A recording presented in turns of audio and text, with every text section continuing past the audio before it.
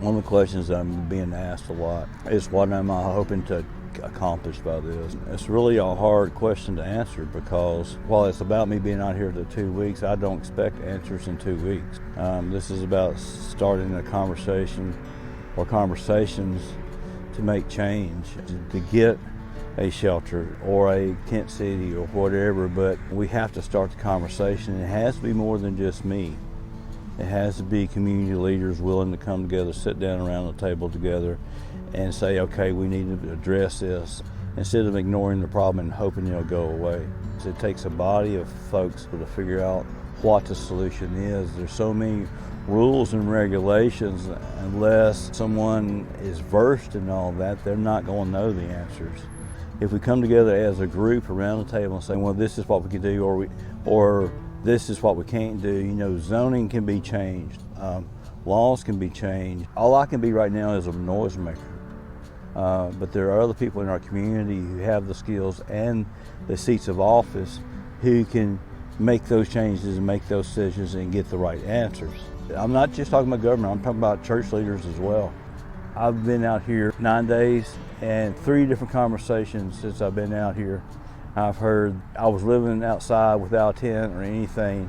I finally got a tent and provision for only a week later someone to come up and destroy my camp, cut up my tent, and destroy my property. So there are homeless people who are acquiring what they need at least to survive. And it's being destroyed. And then within a few days, it's being destroyed. Yes. Because technically they're trespassing. Right. People need to realize that it does get cold out here, and it gets scary cold out here. Even me pretending to be homeless for a couple weeks, it's miserable. They get wet and they get hypothermia, and we justify it by saying, oh, they were probably drunk and passed out or whatever. There's a lot of sober people out here living in tents.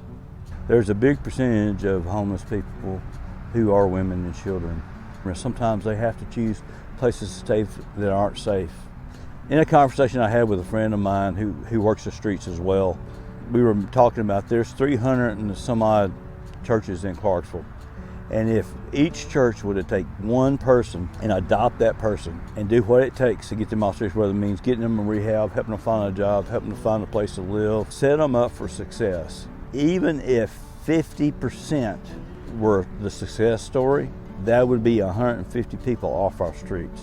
Just think what a difference that would make. And if we did it once, we could do it again and again until there wouldn't have to be a shelter, because the church is taking care of its own and making sure that people are getting a fresh start.